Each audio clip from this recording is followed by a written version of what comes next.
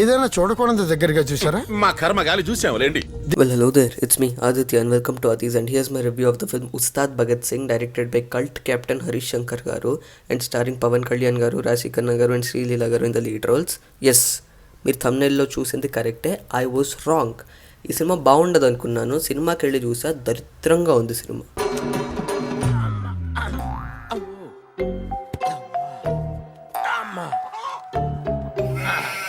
ఇబ్బంది రాత్రి అనంగా మొదలు పెట్టాడు సార్.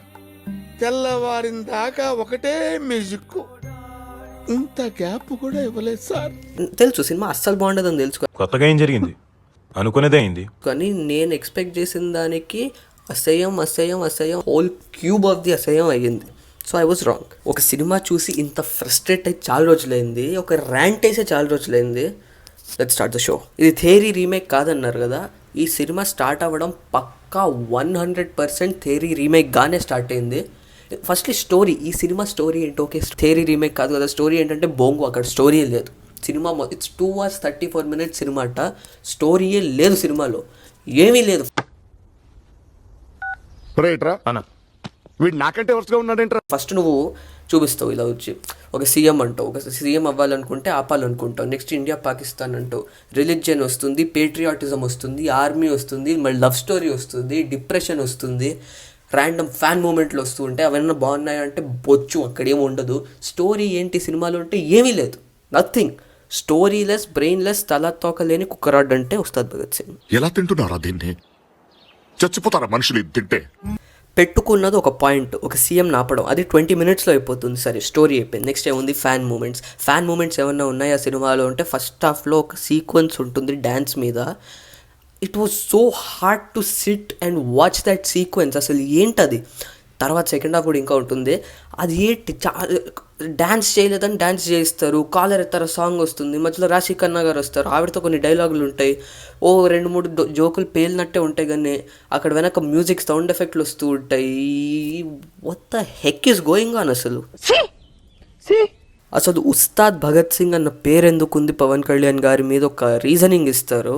అది చూసాక వావ్, అసలు ఎట్టొస్తాయండి ఇలాంటి థాట్లు మీకు? సేమ్ ఇదే డైలాగ్ ప్లే అయింది నా మైండ్లో. అసలు ఇలాంటి ఐడియాలు ఎలా వస్తాయండి మీకు? రే అభి, ప్రణవ్ గారు ఏమన్నారో విన్నావా? ఇలా ఫస్ట్ హాఫ్ అంతా ఏదేదో నడిపిస్తారు, సడన్లీ ప్రీ ఇంటర్వెల్లో ఒక ఫైట్ ఉంటుంది. ఆ ఫైట్ కూడా అసలు మీరు లాజికల్లీ చూసుకుంటే మోస్ట్ బొకడా ఫైట్ అది. బట్ స్టిల్ అది పక్కన పెట్టండి మీరు. ఓకే అక్కడ గన్నులతో అందరూ కాలుస్తూ ఉంటారు, కానీ పవన్ కళ్యాణ్ గారు కాల్చే బుల్లెట్లే విలన్లకు తగులుతాయి.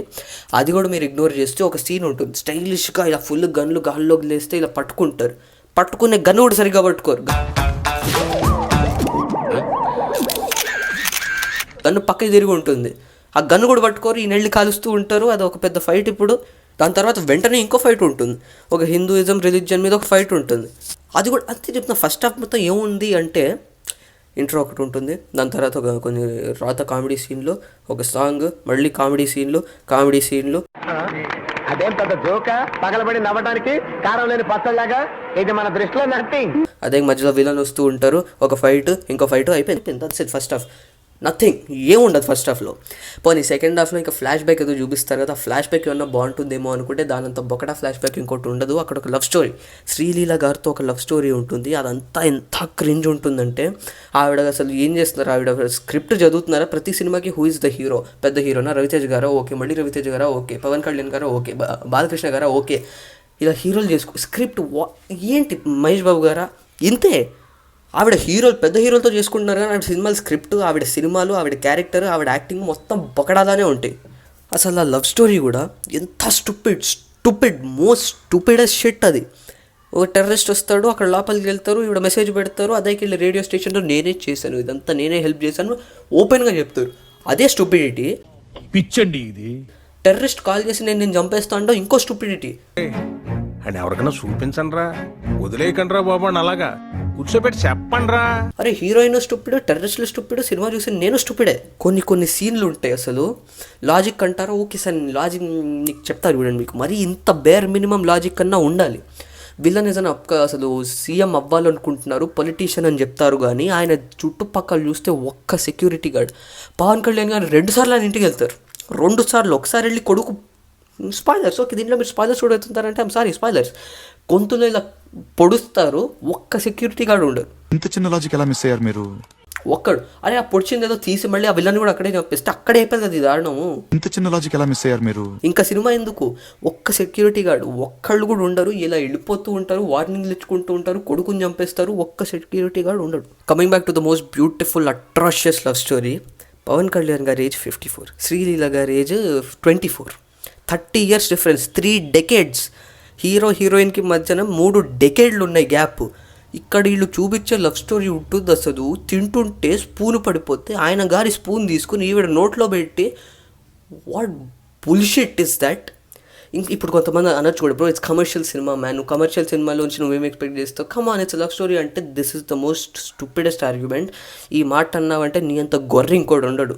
కమర్షియల్ సినిమా అయితే ఏది పడితే చూపిస్తావు, గొర్రెలో నువ్వు చూస్తూ ఉంటావు. క్వశ్చన్ చేయాలి, ఇలాంటి కళాఖండాలు తీసినప్పుడు క్వశ్చన్ చేయాలి.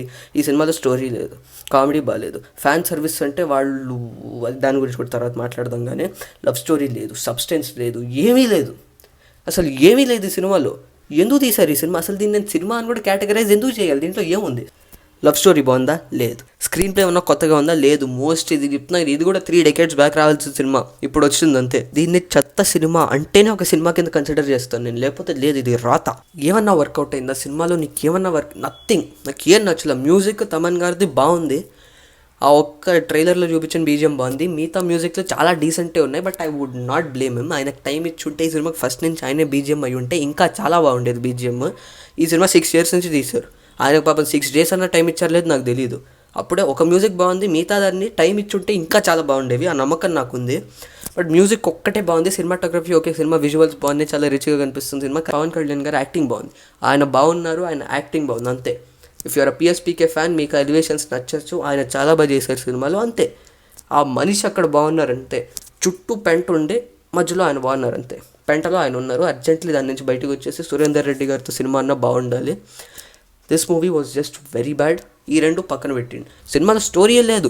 Harihara Veeramallu is a way better film. నేను అది ఆస్కర్ సినిమా, దీంతో పోలిస్తే అసలు దానికి అట్లీస్ట్ ఒక స్టోరీ ఉంటుంది. ఫస్ట్ హాఫ్ నుంచి దొంగతనం నా స్టోరీ చూపిస్తారు. అదే లేదు ఇది సనాతన ధర్మం, దీన్ని మొత్తం కాపాడాలి, రక్షకుడు అని సెకండ్ హాఫ్లో కూడా ఒక స్టోరీ ఉంటుంది. దీనికి స్టోరీ లేదు. ఫస్ట్ హాఫ్లో క్రింజ్, సెకండ్ హాఫ్లో క్రింజ్, రాత అంతే. మోస్ట్ ఫిల్లర్ చిల్లర్ బుల్షిట్ రాత సినిమా ఇది. ఈ మనసే పాటను పెడతారు సెకండ్ హాఫ్లో లవ్ స్టోరీ కింద, అది కూడా cringe. I could not watch it. అసలు పోలీస్ వాళ్ళకి ఈ పనే ఉండదు.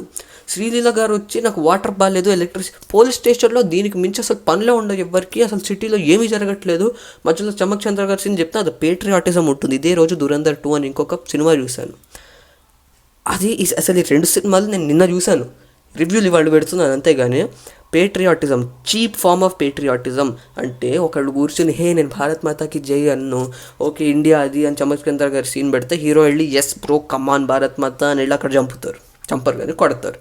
ఇది cheap form of emotion. Pure actual form of showing patriotism అన్నది సెకండ్ సినిమా దురంధర్ 2లో ఉంటుంది. 2 పేట్రియాటిజం సినిమాలు చూశాను నేను వాళ్ళు, దాని రివ్యూ నెక్స్ట్ వస్తుంది. శ్రీలీల గారు పవన్ కళ్యాణ్ గారికి ఎందుకు లవ్ చేస్తున్నారు, ఎందుకు పడిపోయారు ఎవరికి తెలియదు అంతే. అదంతే, అందానికి ఫేస్ కట్కే టైప్ షర్ట్ అది. నెక్స్ట్ పవన్ కళ్యాణ్ గారు ఎందుకు పడ్డారు శ్రీలీల గారికి? Give me one good reason. అక్కడ థియరీని దింపుతారు. వాళ్ళు ఒరిజినల్ ఐడియా, ఫస్ట్ ఐడియా అక్కడ కనిపిస్తుంది. థియరీలో ఒక ప్లాట్ పాయింట్ ఇక్కడ వస్తుంది, అది దింపుతారు ఇక్కడ. అది దింపాక నెక్స్ట్ వెంటనే దేఖ్లేంగే సాలా పాట రాగానే నాకు లేచి వెళ్ళిపోవాలనిపించింది.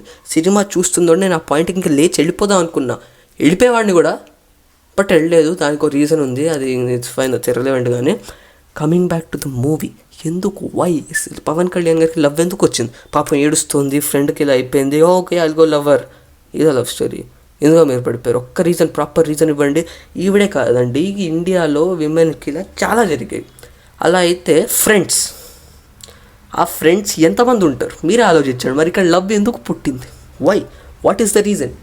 నథింగ్ బ్రో, అంతే, అయిపోయింది అలా. అంటే ఇంకా సినిమా కూడా రన్ టైం ఎంత ల్యాగ్ ఉంటుందంటే అసలు ఈ సినిమా నాకు చూస్తున్నప్పుడు it's not 2 hours 34 minutes film. ఏంటిది 2 hours 34? నాకు 4 hours సినిమా చూసినట్టు అనిపించింది. కంచమేంటి ఎంత ఉంది? యాక్చువల్ 4 hours సినిమా ఏమో 2 hours 30 minutes అనిపించింది. అలా ఉండింది ఇది. స్టోరీ లేకుండా అంతసేపు ఏమీ తీయలేరు వాళ్ళు సినిమా. విలన్నే సరిగ్గా చూపిలేదు, వాళ్ళిద్దరు మధ్యన క్లాష్ లేదు, స్టోరీ లేదు, సబ్స్టెన్సే లేదు ఈ సినిమా. ఇక్కడ స్టైల్ లేదు, సబ్స్టెన్స్ లేదు, రాత్ ఉంది, క్రింజ్ ఉంది. వావ్. ఇంకా this is my review of Ustaad Bhagat Singh. This is a very bad movie in my opinion. చాలా ఫ్రస్ట్రేట్ అయ్యాను నేను సినిమా చూస్తూ. What the heck am I watching అన్నట్టు ఉండింది నాకు. సినిమా బాగుండదని నాకు తెలుసు, కానీ మరీ ఇంత దారుణంగా ఉంటుందని నేను ఎక్స్పెక్టే చేయలేదు.